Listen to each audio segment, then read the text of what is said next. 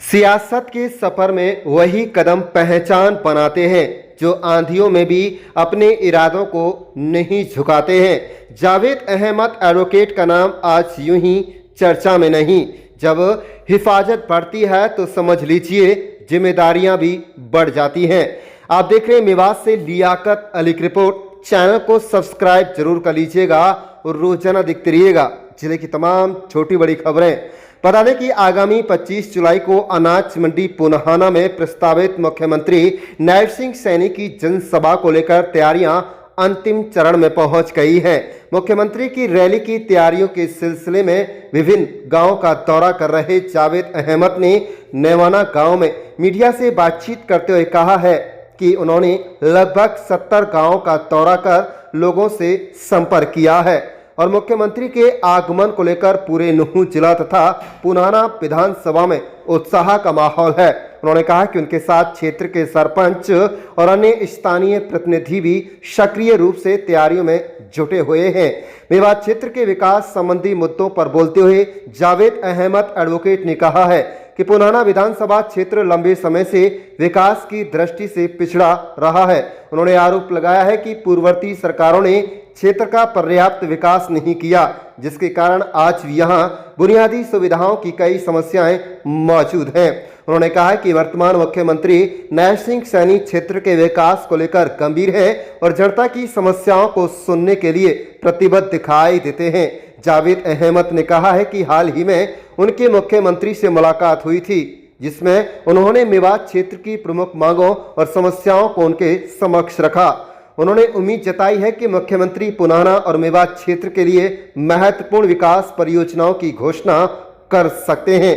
उन्होंने मेवात विश्वविद्यालय यूनिवर्सिटी की स्थापना, सड़कों के निर्माण एवं सुधार, सिंचाई व्यवस्था को मजबूत करने तथा पेयजल समस्या के समाधान को क्षेत्र की प्रमुख जरूरत बतलाया। साथ ही साथ उन्होंने कुछ पुरानी सिंचाई योजनाओं तथा जल स्रोत लंबे समय से बंद पड़े हैं, जिन्हें दोबारा शुरू करने की आवश्यकता है। रेनिवेल परियोजना का उल्लेख करते हुए उन्होंने कहा है कि यह परियोजना भ्रष्टाचार की भेंट चढ़ गई, जिससे मेवात क्षेत्र को अपेक्षित लाभ नहीं मिल पाया। उन्होंने विश्वास व्यक्त किया है कि मुख्यमंत्री के समक्ष रखी जाने वाली मांगों पर सकारात्मक निर्णय होगा और मेवात के विकास को नई गति मिलेगी।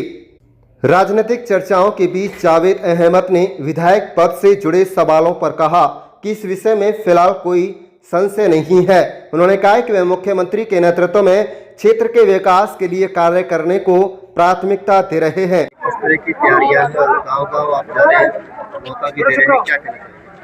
देखिए, जहाँ तक 25 तारीख के मुख्यमंत्री जी के मेवात दौरे की बात है, तो आप लोग देख रहे हैं तो लगभग 70 गांव पूरे हो चुके हैं। 10 गांव और बच रहे हैं, जिनको हम इंशाल्लाह कल तक पूरा कर लेंगे।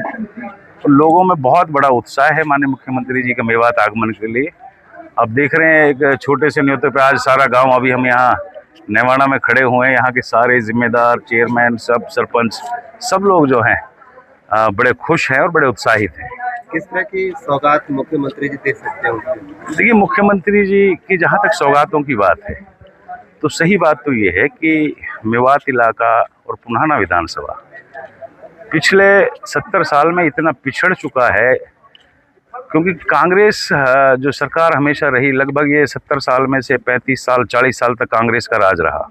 इन कांग्रेस ने हमेशा मेवात इलाके को इस्तेमाल किया, लेकिन आज तक विकास का एक भी काम नहीं किया, जिसका नतीजा ये है कि आज मेवात देश का पूरा सबसे पिछड़ा हुआ जिला बना हुआ है।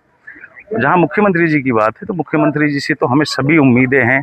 हमारी मूलभूत सुविधाएं हैं, बिजली है, पानी है, शिक्षा है, स्वास्थ्य है, ट्रांसपोर्टेशन है। तो ये सारी जो मांगें हमारी हैं, मुख्यमंत्री जी ने पहले भी आश्वासन दिया है और आने वाले समय में हमें उम्मीद है कि वो बहुत जल्दी सारी पूरी होंगी। सबसे बड़ी मांग यहाँ उठ रही है कि सिकरावा में यूनिवर्सिटी बने। इस मांग को किस तरह से आप जो उठाएंगे? देखिए, यूनिवर्सिटी हमारी एक मांग है, इसके अलावा हमारी और भी बहुत सारी मांगें हैं जो बड़ी हैं।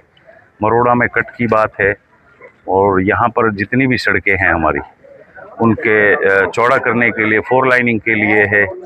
इसके अलावा सिंचाई की एक बहुत बड़ी हमारे यहाँ समस्या है कि हमारे यहाँ जो नाले हैं, कुछ पुराने नाले हैं, उनको रिकन्स्ट्रक्ट कराया जाए, उनको दोबारा से चालू करवाया जाए। उसके अलावा सारी के सारी मांगे, एक पानी की बहुत बड़ी समस्या है कि हर गांव में पानी की कमी है। आज रेनवेल परियोजना जो है लगभग पूरी तरह से भ्रष्टाचार की वजह से ख़त्म हो चुकी है। तो ऐसी बहुत सारी मांगें हैं जिनके लिए हम उम्मीद कर रहे हैं, उम्मीद नहीं बल्कि आश्वस्त हैं हम, वो हमारी सारी मांगें मुख्यमंत्री जी पूरा करेंगे।